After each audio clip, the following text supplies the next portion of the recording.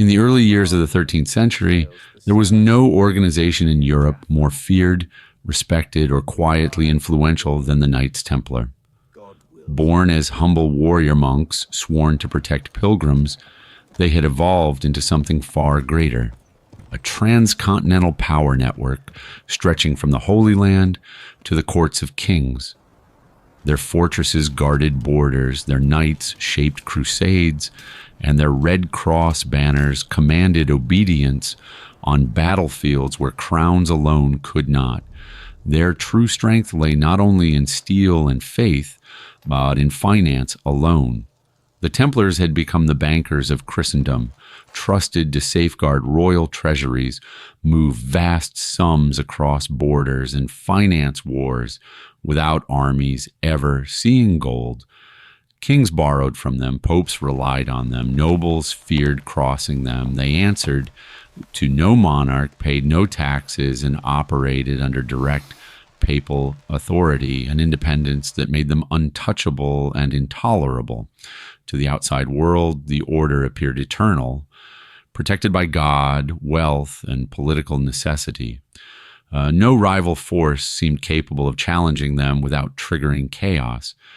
And yet, within a single generation, this invincible brotherhood would be shattered, its leaders imprisoned, its name blackened. Historians still struggle with the same question. How did the most powerful order in medieval Europe fall so completely, so quickly, and almost without resistance? From the outside, the white mantle of the Templars symbolized purity, obedience, and divine purpose. But behind monastery walls and fortress gates, rumors thrived that told a far darker story. Whispers spread through courts and taverns alike that the order practiced secret initiation rites known only to its inner circle, rituals never witnessed by outsiders. Some claimed new brothers were sworn in at night, away from altars, bound by oaths that could never be spoken aloud. More unsettling were the accusations of forbidden knowledge. The Templars had spent decades in the East, digging beneath ancient ruins, guarding sites older than Christianity itself. Critics wondered what texts they had copied, what relics they had recovered, and what ideas they had encountered beyond the reach of Rome. Their silence only deepened suspicion. Knowledge, after all, is more dangerous than weapons when it cannot be controlled. Then there was the wealth. The order's accounts were scattered across Europe and the Levant, deliberately opaque, immune to royal audits. No king could say with certainty how much gold the Templars possessed, or where it truly rested. To rulers already drowning in debt, that secrecy felt less like discipline and more like defiance. And slowly an unsettling thought took hold. What if the Templars were no longer servants of power, but its quiet masters? History still refuses to fully answer this. Within the order, confidence rested on one unshakable belief: papal protection meant immunity. The Templars answered directly to Rome, not kings, not bishops, not courts. For decades, this shield had held firm. Popes granted privileges, exemptions, and legal autonomy that placed the order beyond secular reach. It created a dangerous assumption, quietly shared among brothers, that no earthly ruler could ever touch them. This belief shaped everything. Accusations were dismissed as political noise. Royal resentment was treated as background irritation, not existential threat. Even when murmurs of investigation surfaced, leaders trusted that the Pope would intervene, as he always had. History, they believed, was on their side. What the Templars failed to see was how fragile papal power had become. The Church itself was divided, pressured, and increasingly entangled with monarchs who no longer feared spiritual consequences. Protection that once felt absolute was now negotiable. Behind closed doors, alliances shifted.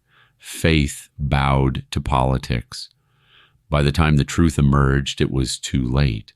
The divine shield they trusted was already cracked, and inside that widening fracture, their destruction quietly waited. Those final hours would expose how belief without vigilance becomes blindness. Power survives only while it is defended, and the Templars had mistaken divine favor for permanence, never realizing how quickly protection can vanish when fear replaces faith and silence replaces loyalty completely forever. While the Templars prayed, traded, and planned as they always had, a storm was already forming beyond their walls. Across Europe, kings whispered to advisors. Accountants traced impossible debts, and resentment hardened into resolve. The order's independence, once admired, now felt like an insult. How could warriors answer to no crown while controlling fortunes larger than kingdoms? In France especially, pressure built in silence. Royal treasuries were empty, wars were expensive, and patience was gone. The Templars' wealth became not a resource, but a provocation. Each loan unpaid, each privilege reaffirmed by Rome, deepened the sense that the balance of power had tilted too far. Yet inside Templar strongholds, life continued unchanged. Brothers drilled, prayed, and enforced discipline, unaware that their names were already being written into secret correspondence. No warning arrived, no summons came. The order had survived crusades, sieges, and heresies. Why would politics be any different? What none of them understood was that this was no single enemy rising, but a convergence of fear, envy, and opportunity. The machinery of destruction does not announce itself. It moves quietly, patiently, waiting for the perfect moment to strike. And while the Templars stood watch for threats at the gates, the real danger was already inside the halls of power, sharpening its accusations and counting the hours. Before history turned against them, forever in silence. By the dawn of the 14th century, King Philip IV of France ruled one of the most powerful realms in Europe. Yet, behind the facade of authority lay a dangerous weakness. France was nearly bankrupt. Endless wars, political ambitions, and a lavish court had drained the royal treasury to exhaustion. Taxes were stretched to breaking point. Currency was manipulated, and still the crown bled money it did not have. One creditor loomed above all others, the Knights Templar. For years, Philip had relied on the order as both banker and guarantor, storing royal funds within Templar vaults and borrowing heavily to sustain his rule. The irony was unmistakable. The King of France depended financially on men who answered to no crown but the Pope.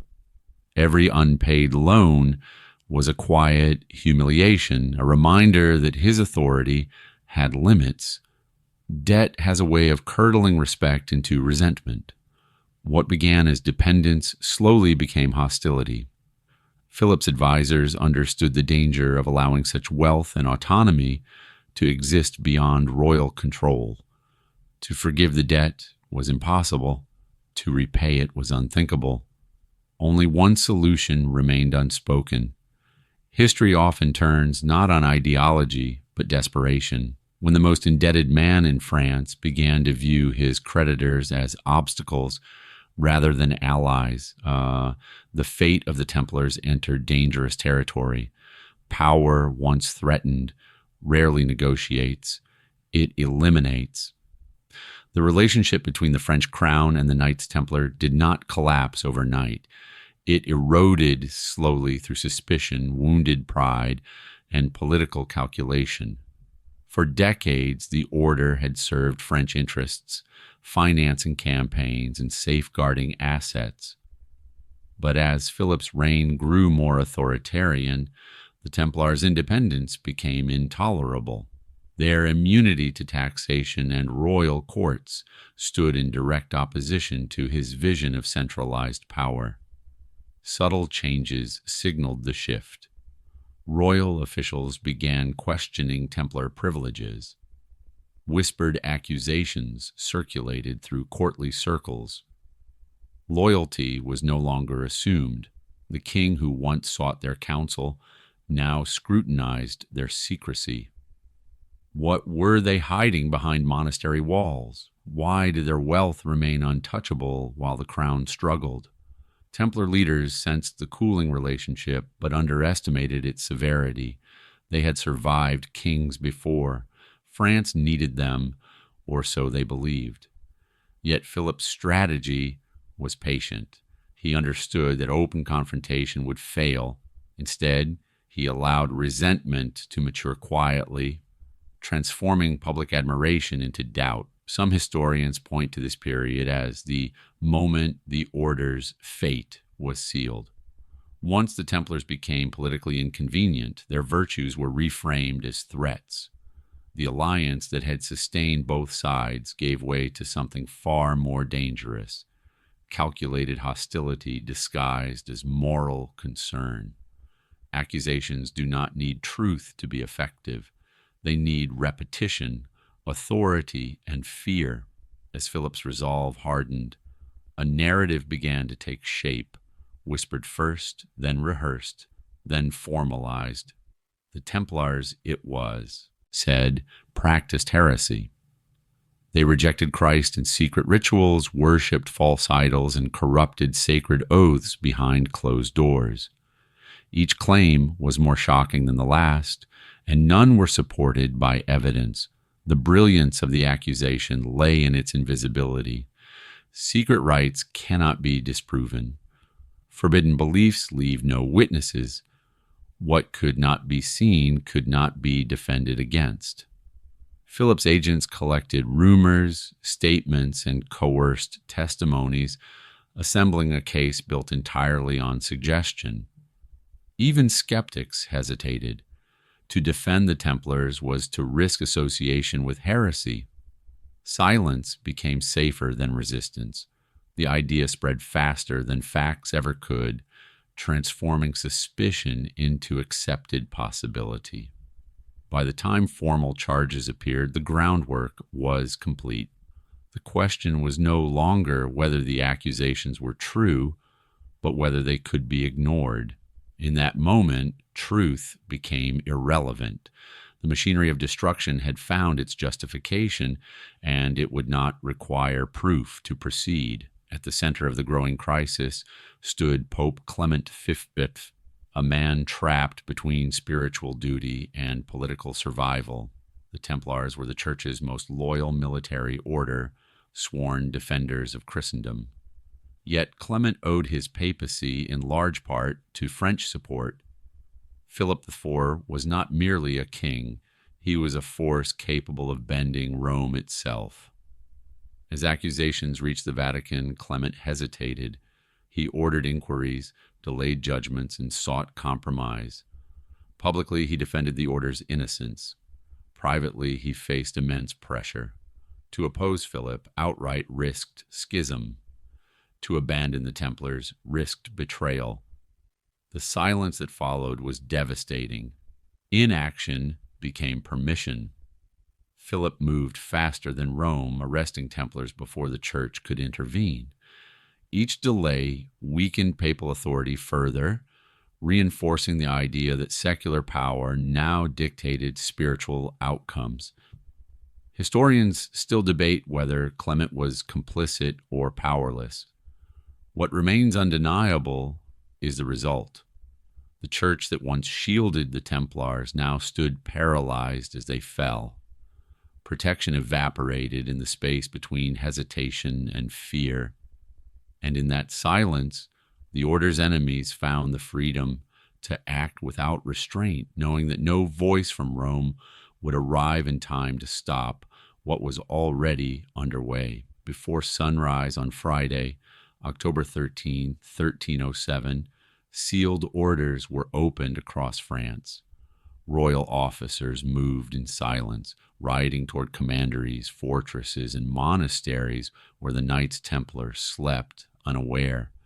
There was no warning, no declaration of war, no chance to flee. By the time the sun rose, the trap had already closed.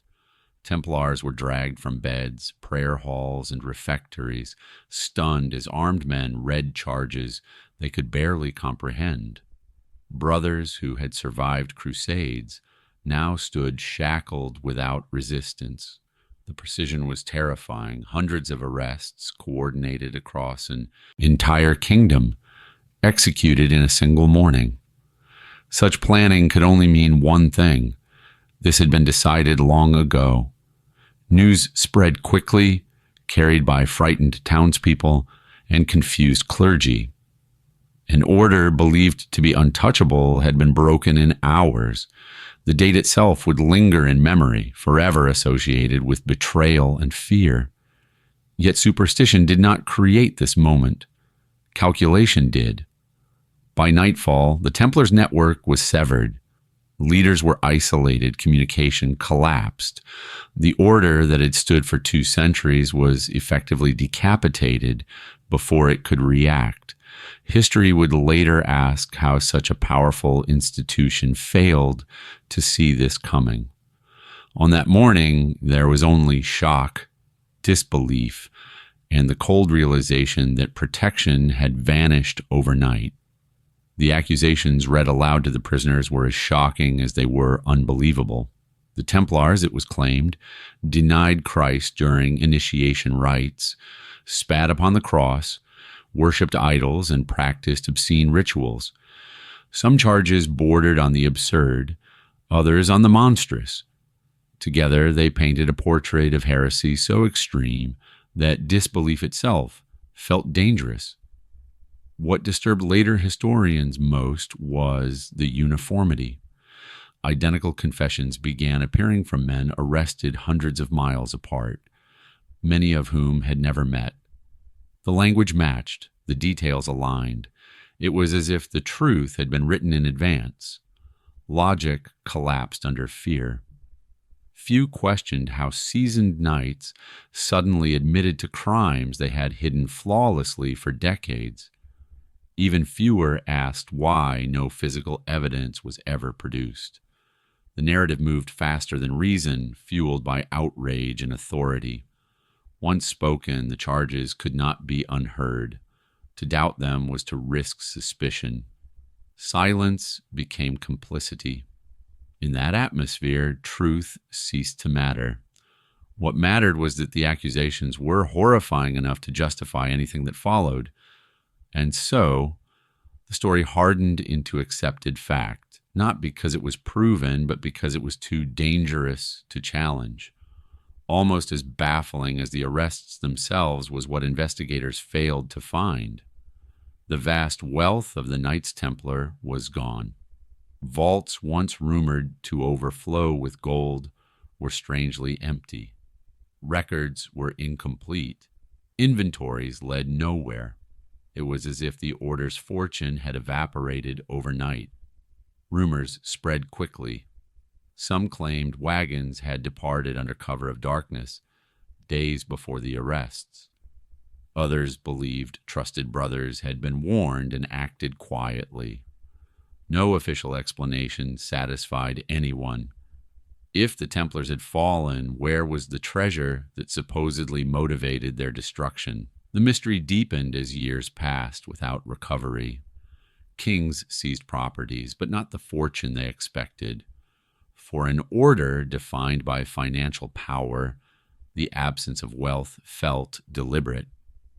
Historians still debate whether the treasure ever existed in the form imagined, or whether it was successfully hidden, redistributed, or transformed.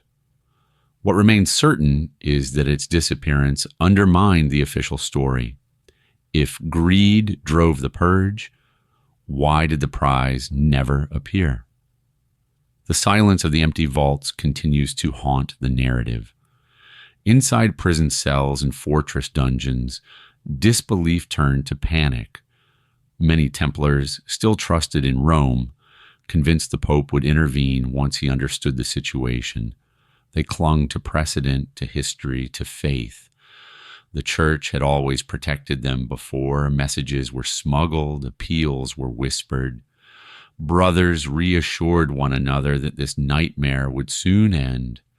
Surely this was a misunderstanding, a political excess that papal authority would correct. That hope became their greatest weakness. As days passed, reality began to fracture belief. Interrogations intensified. Isolation deepened. No word came from Rome. The silence grew heavier than chains. For some, fear replaced faith. For others, faith hardened into defiance. But all slowly understood the same terrible truth. They were alone. The order that had relied on unity was now scattered and voiceless. By the time many realized the Pope would not arrive in time, the machinery of confession and condemnation was already moving. Hope delayed resistance, and in that delay, the fate of the Knights Templar edged closer to a conclusion none of them had ever imagined. Once imprisoned, the Knights Templar were drawn into a system designed not to uncover truth, but to manufacture it. Medieval justice relied heavily on pain as proof, operating on the belief that the innocent would be protected by God while the guilty would break. In practice, torture broke everyone. Racks stretched bodies until joints dislocated. Fire scorched flesh slowly enough to prolong suffering. Water filled lungs in controlled bursts, simulating drowning without release. These methods were not accidents of cruelty. They were calculated tools. Interrogators demanded specific answers, repeating accusations until prisoners understood what was expected of them. Confessions were recorded, edited, and reused as templates for others. Under such conditions, the question of truth became meaningless. Pain does not clarify memory. It erases resistance. Some Templars held out for days, even weeks, before surrendering to words they knew were false. Others confessed immediately, understanding the alternative. The Church later claimed these testimonies as evidence, yet the circumstances stripped them of credibility. How truthful can any confession be when the choice is between unbearable agony and survival? History rarely answers honestly, but the scars left behind speak louder than parchment ever could. Faced with relentless torture, many Templars reached the same grim conclusion. Confession was the only way to stay alive. They repeated accusations they had never heard before, mimicking phrases suggested by their interrogators. Denial brought pain. Agreement brought relief. Survival demanded obedience. What followed complicated the narrative beyond repair. When torture paused or ended, many recanted. They stood before church officials and withdrew their confessions, insisting they had spoken lies under duress. This contradiction baffled observers and undermined the trials. How could the same men admit guilt one day and proclaim innocence the next? The answer was simple and deeply unsettling. Confession was a strategy, not an admission. The system rewarded words, not truth. Some Templars believed they could survive long enough for Rome to intervene, trusting that honesty would matter once safety returned. Instead, recantation sealed their fate. In a legal framework that equated reversal with stubbornness, changing one's story became proof of guilt. The contradictions haunted every proceeding, exposing a justice system incapable of separating fear from fact. The words spoken to survive would echo far longer than anyone intended. As reports of torture and contradictory confessions reached the Vatican, discomfort spread through the Church. Papal investigators noticed inconsistencies, identical testimonies, and accusations unsupported by evidence. The more closely Rome looked, the weaker the case appeared. Doubt crept into official correspondence. Questions multiplied. Pope Clement faced a moral crisis with no clean resolution. To condemn the Templars outright risked injustice on a massive scale. To defend them risked open conflict with the most powerful king in Europe. The Church attempted compromise, authorizing its own inquiries while allowing secular trials to continue. This divided approach satisfied no one. Inside the Vatican, some argued the order was being destroyed for political convenience. Others feared that admitting error would damage the Church's authority beyond repair. Silence became policy. Delay became strategy. Whether Clement was complicit or trapped remains debated. What is clear is that hesitation proved disastrous. By the time Rome acknowledged the depth of the injustice, the momentum was unstoppable. Moral clarity collapsed under political pressure, leaving the Church watching events it no longer controlled. As trials dragged on, it became clear that the outcome no longer depended on evidence. Confessions, retractions, and inconsistencies blurred into irrelevance. Decisions were being made far from courtrooms, shaped by debt, power, and fear. The trials existed not to determine guilt, but to legitimize a conclusion already reached. Judges operated under expectation. Royal pressure loomed over every proceeding. Acquittal was unthinkable. Even innocence became suspicious. In such an environment, justice transformed into theater, performed to satisfy appearances while serving political ends. For the Templars, hope quietly died. The realization spread that no argument could save them. The process had moved beyond reason. Truth was no longer the goal. Control was. History often marks moments when law bends under power. This was one of them.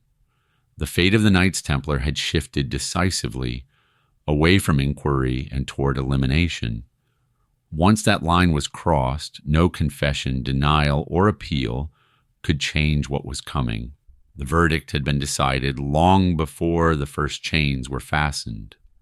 Jacques de Molay was not a revolutionary nor a secret conspirator hiding behind coded rituals. He was, by all surviving accounts, a disciplined soldier and a devoted administrator, shaped by decades of service within the order. Rising through the ranks slowly, he embodied the traditional ideals of the Knights Templar: obedience, faith, and loyalty to the Church above all else. When he became Grand Master, he inherited an institution he believed was still fundamentally protected by divine authority.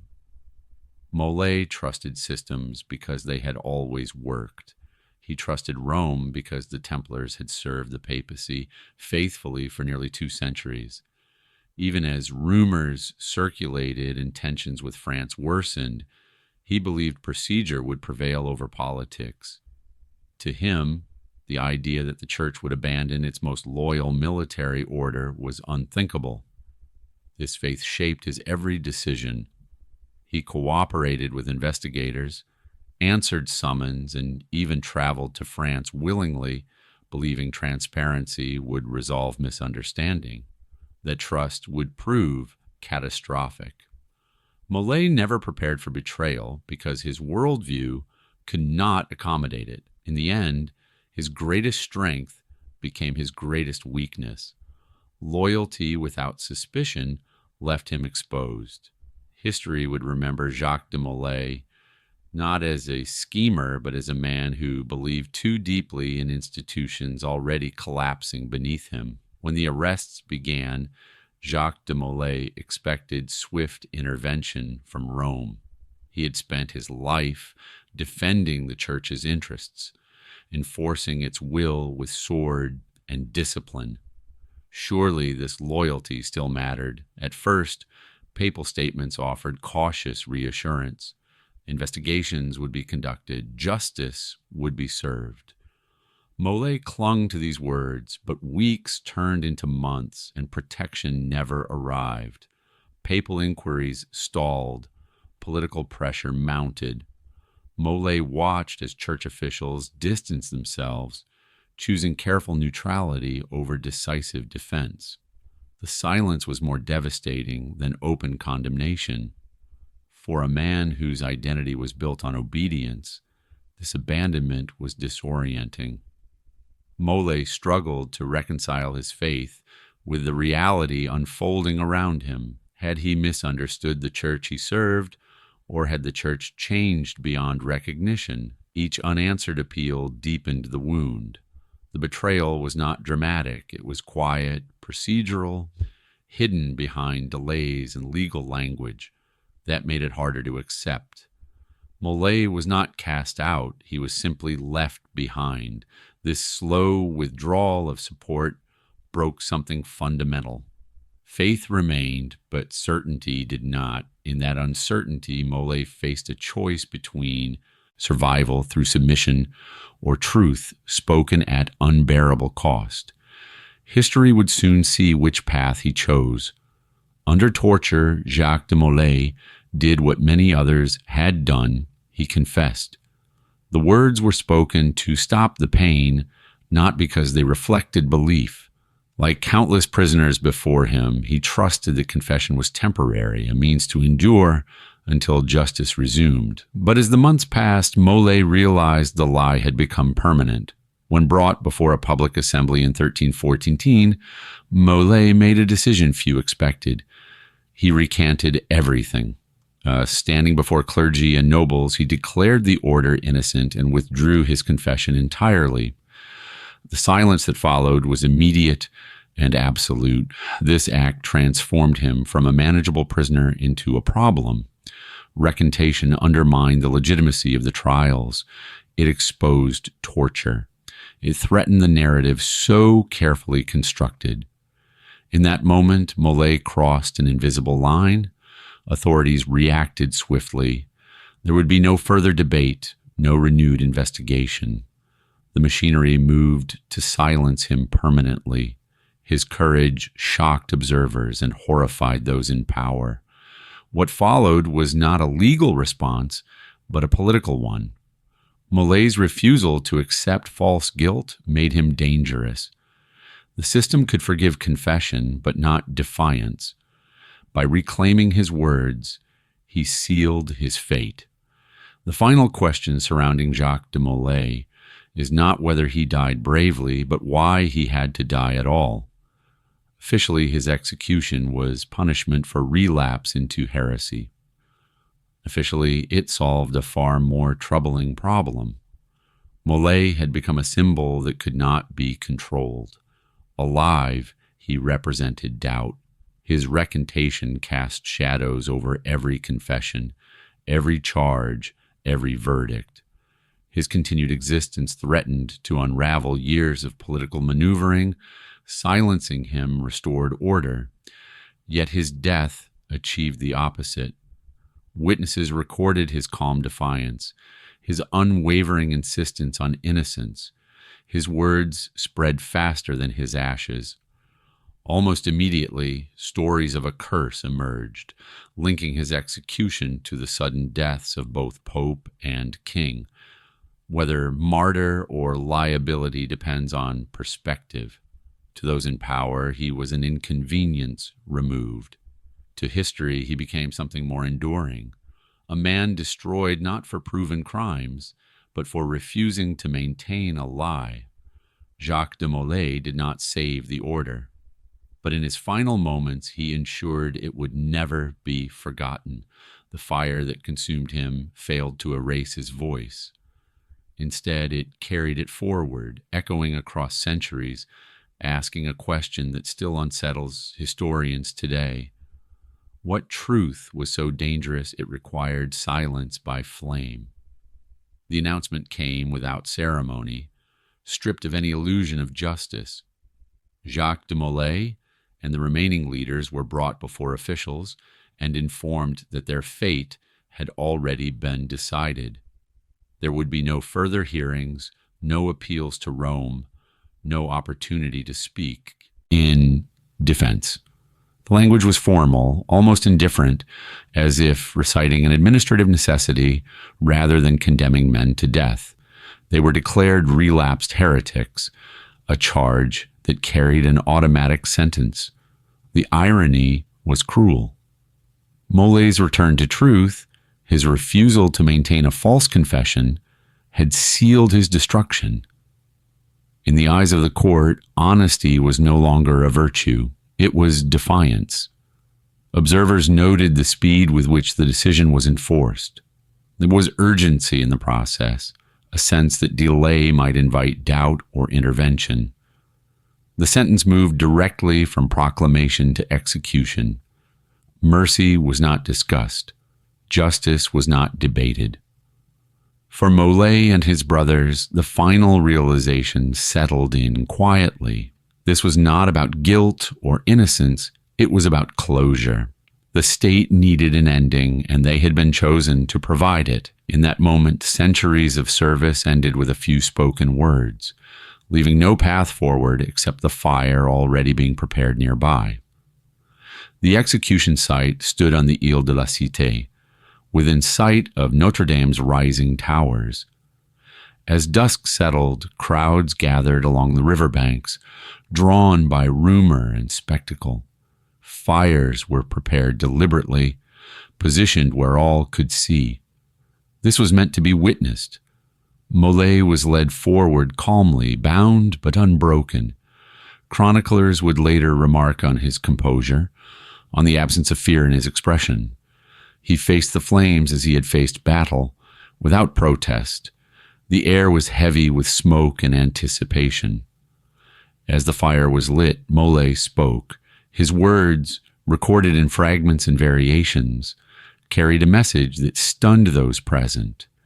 He proclaimed the innocence of the order and called upon God to judge those responsible for its destruction.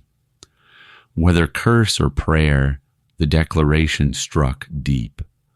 The flames rose quickly, consuming wood and flesh alike. Silence replaced murmurs.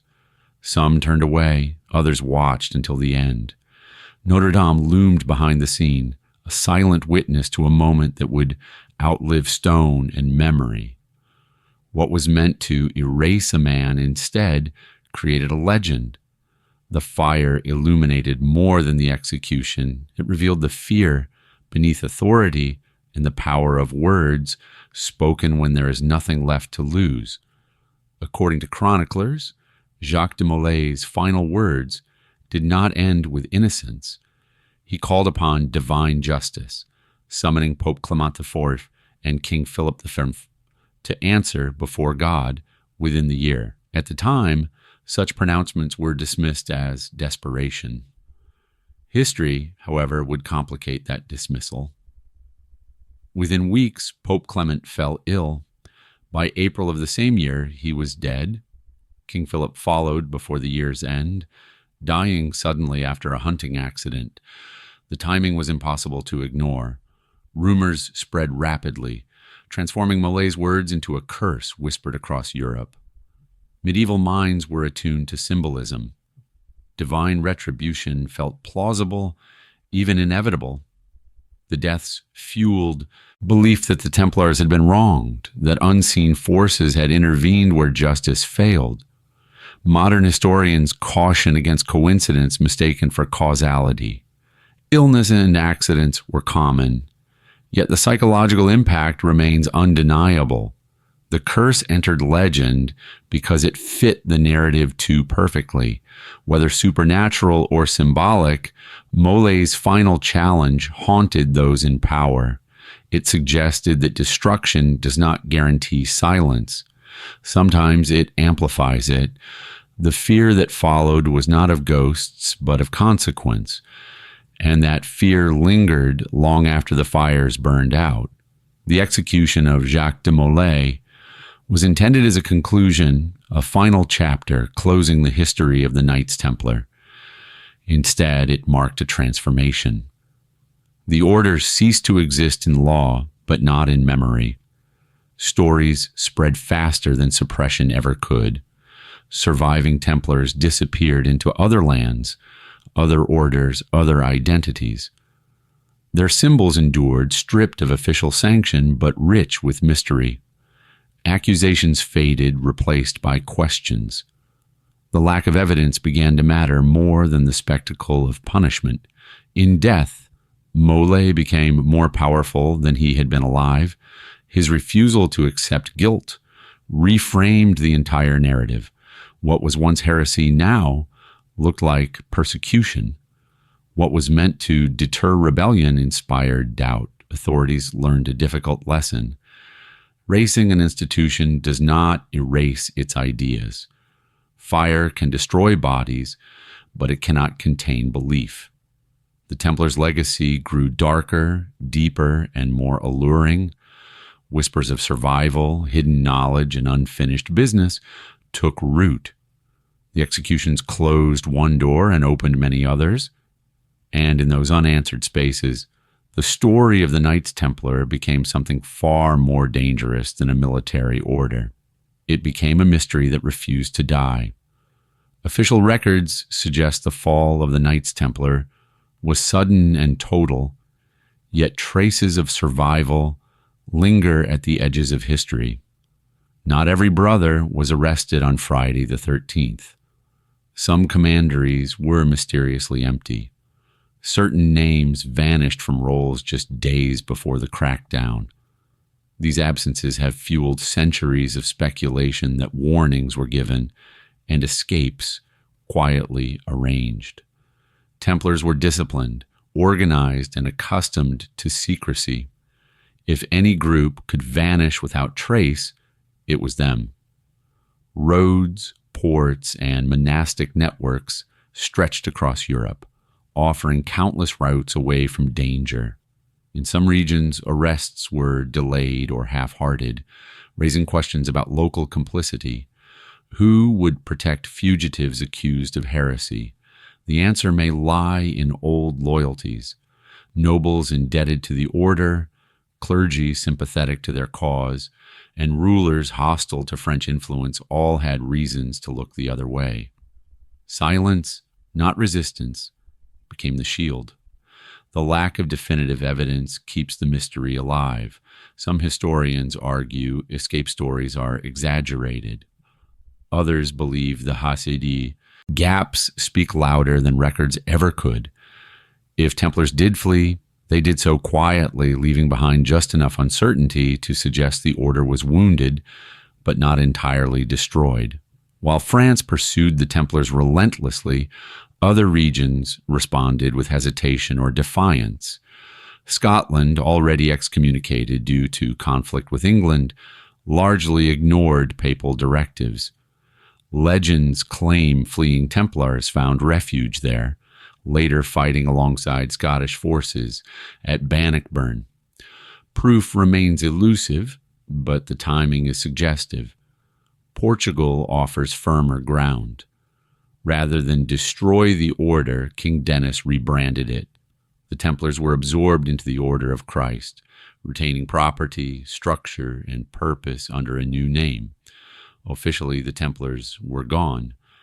Practically, they endured. Spain followed a similar path, integrating members into other military orders. These transformations blurred the line between extinction and survival.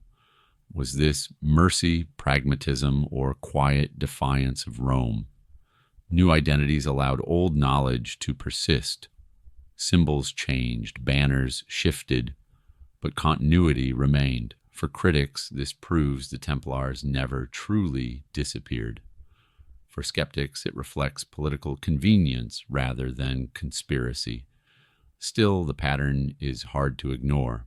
Where France saw enemies, others saw assets worth preserving. The survival of the Templars may not have been dramatic, but it was effective. Sometimes the safest way to endure is not to resist destruction, but to redefine existence itself. Perhaps the most troubling legacy of the Templar suppression lies in what is missing. Records vanish abruptly. Financial documents end mid-entry. Trial transcripts contradict earlier versions. Entire archives appear selectively incomplete. For historians, these gaps raise uncomfortable questions. Some losses can be explained by time, fire, and neglect. Medieval record-keeping was fragile, but patterns emerge that suggest intention. Documents damaging to royal authority are scarce. Accounts that might exonerate the Templars are conspicuously absent. There are also hints of removal rather than destruction. References to sealed chests, transferred documents, and unexplained relocations appear in correspondence. If records were hidden, the motive becomes critical. Was someone preserving truth for a safer time or concealing it permanently? The Vatican's archives remain partially inaccessible, fueling speculation further. Each discovery invites new questions rather than answers. History depends on evidence. When evidence is missing, interpretation fills the void. In the case of the Templars, absence itself has become part of the mystery. Whether lost by chance or design, the missing records ensure that certainty remains forever out of reach. The idea that the Templars survived as a secret brotherhood has captivated imaginations for centuries. Some link them to later organizations like the Freemasons, pointing to shared symbols, rituals, and myths of ancient knowledge. Others dismiss these connections as coincidence layered onto romantic storytelling. What complicates the debate is timing. Secret societies flourished in the centuries following the Templars' fall. Their emphasis on fraternity, secrecy, and moral codes echoes familiar themes. Did ideas migrate, or were they reinvented? Historians remain divided. There is no definitive proof of direct lineage, yet cultural influence does not require formal succession. Symbols can outlive institutions. Ideas can travel quietly. For believers, the Templars became guardians of forbidden knowledge, operating beyond official history.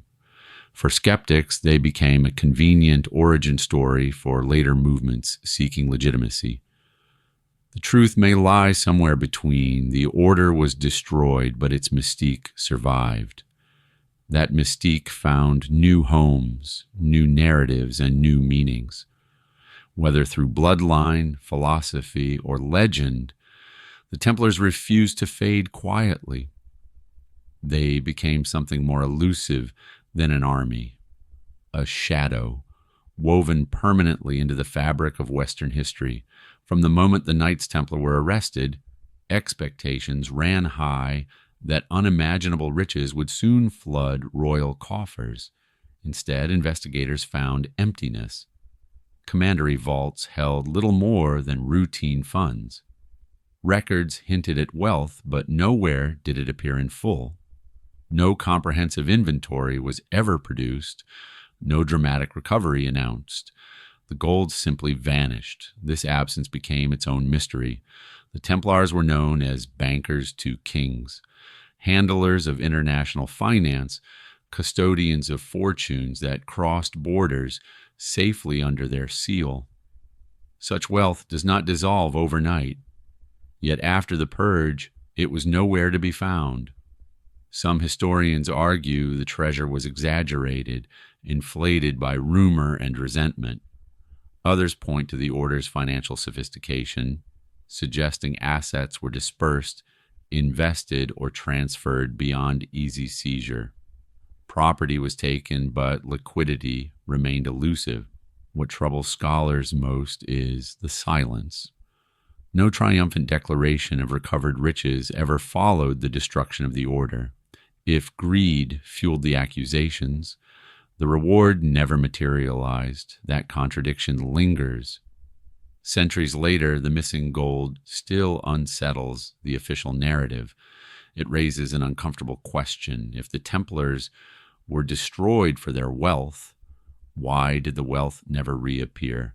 The absence continues to whisper that something important slipped away unseen.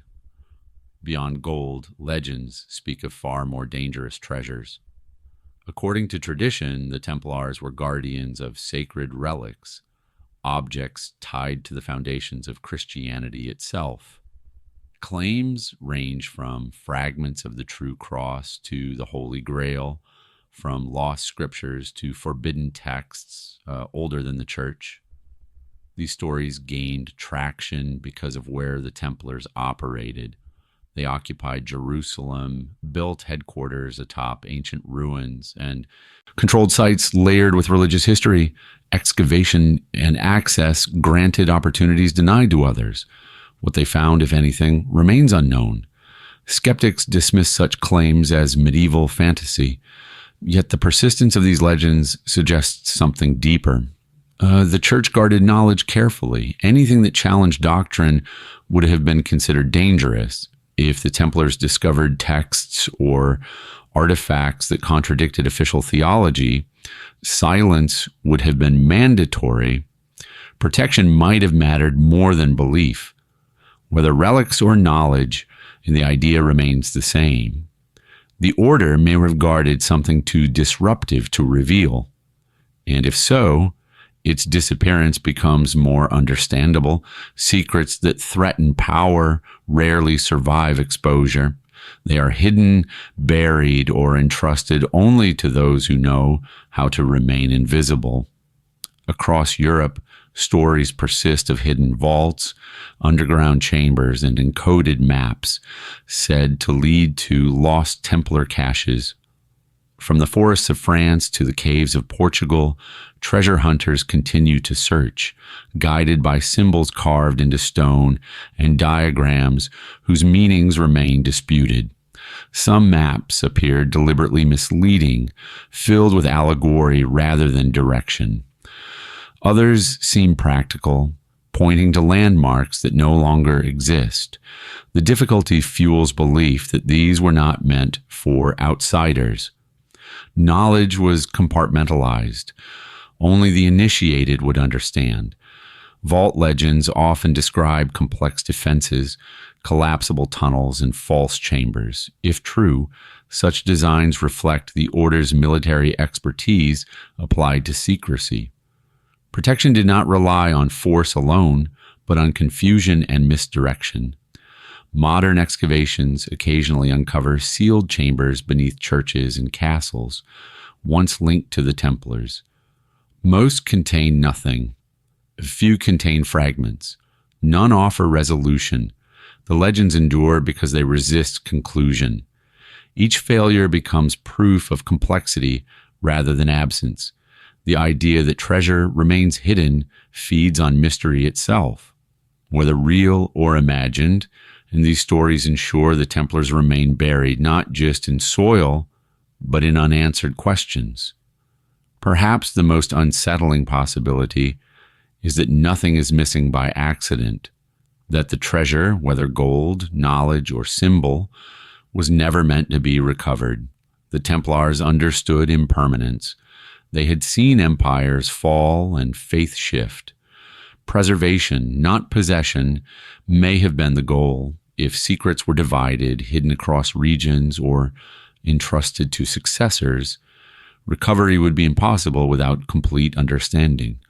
Fragmentation protects what concentration cannot. In this light, the failure to find everything becomes intentional. Another explanation is simpler and darker. That time itself erased the trail. Wars, reforms, revolutions, and reconstruction buried clues beneath centuries of change. Even deliberate hiding cannot survive chaos forever. Yet the mystery persists because certainty never arrives. No final discovery closes the chapter. No archive settles the debate. The absence remains total. For some, this means the treasure never existed. For others, it confirms that it still does. History offers no verdict. What remains is the haunting thought that some truths are designed to disappear, that not all knowledge seeks rediscovery, and that the Knights Templar in their final hours may have ensured that whatever they valued most would remain beyond reach, waiting not to be found, but to be wondered about forever. When examined through a modern legal lens, the trials of the Knights Templar unravel almost immediately.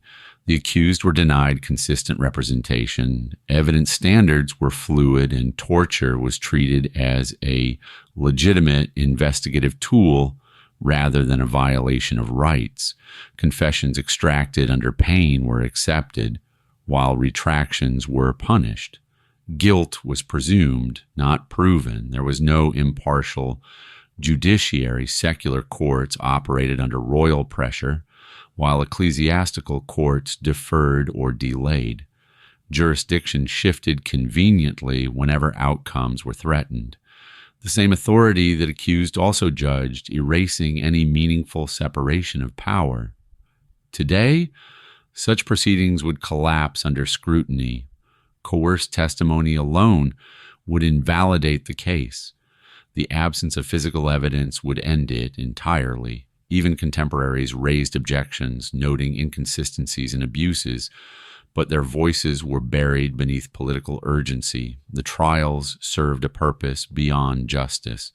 They provided a legal facade for an outcome already desired. Procedure replaced fairness, and ritual replaced truth.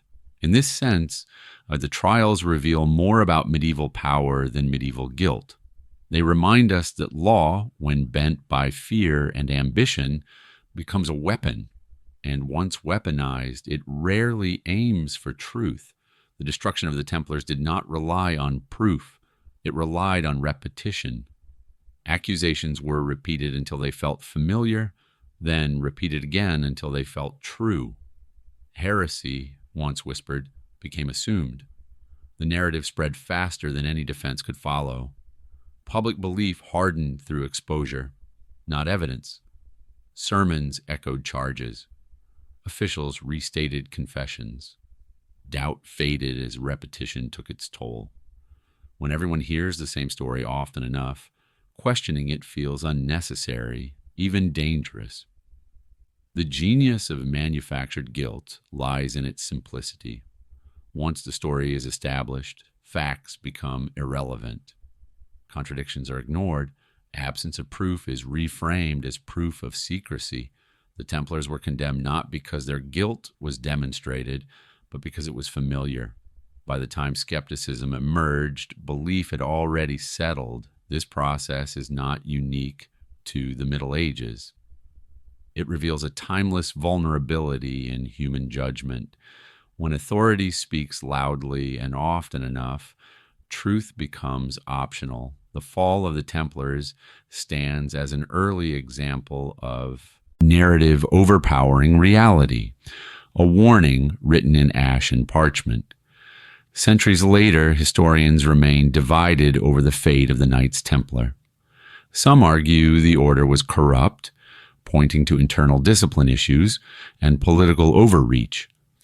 Others see the trials as a calculated seizure of power and wealth, devoid of genuine moral concern. New documents periodically surface, reigniting debate. Papal letters reveal doubt.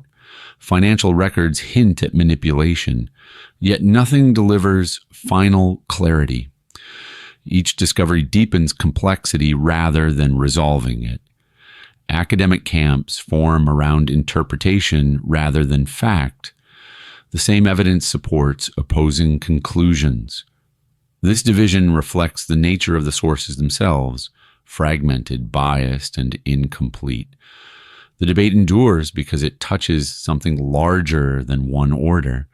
It questions how history is recorded, who controls narratives, and whether truth can survive power. The Templars exist now as both institution and symbol. For scholars, they are a case study in injustice or decline. For others, they remain a mystery unresolved. The absence of consensus is not failure. It is proof that the story resists simplification, and perhaps that resistance is the truest legacy of all. Official histories often emphasize accusations while minimizing context. Forgotten are the debts owed to the Templars, the political tensions, the papacy's weakness, and the absence of material evidence. These omissions shape perception as effectively as falsehoods. Records rarely mention that many confessions were later withdrawn. They gloss over papal hesitation. They downplay regional resistance to the purge. Silence fills uncomfortable gaps. What is forgotten matters because it reveals intent. History remembers what power allows it to remember. Everything else fades by design or neglect. The Templars were not merely erased, they were simplified. Complexity was inconvenient, doubt was dangerous. By stripping away context, official narratives transformed a political purge into moral necessity. That transformation endures. To remember what was forgotten is to challenge authority across time. It forces reconsideration, not just of the Templars, but of history itself. What remains unanswered may matter more than what is recorded. And in those silences, the truth still waits. The destruction of the Knights Templar did not merely eliminate a military order, it rewired Europe's balance of power. With the Templars gone, kings absorbed financial systems once independent of crowns. Banking shifted from transnational trust to royal control. Credit became political. Wealth became centralized. The precedent was set. No institution, however sacred, could exist beyond the reach of the state. Faith was altered as well. The idea that divine service guaranteed protection collapsed in public view. If the church could abandon its most loyal defenders, then spiritual authority was no longer absolute. Obedience gave way to quiet skepticism. The fall of the Templars also reshaped warfare. Military orders lost autonomy. Secular rulers consolidated command. Power flowed upward, not outward. Europe emerged more centralized, more suspicious, and more controlled. What was destroyed in flame was replaced with bureaucracy and fear. The Templars' final hours marked a turning point where faith yielded to politics and belief bowed to power.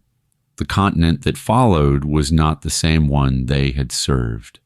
The fate of the Templars sent a message that echoed far beyond monasteries and battlefields. Independence was dangerous. Wealth without loyalty was a liability. Power without submission would be erased.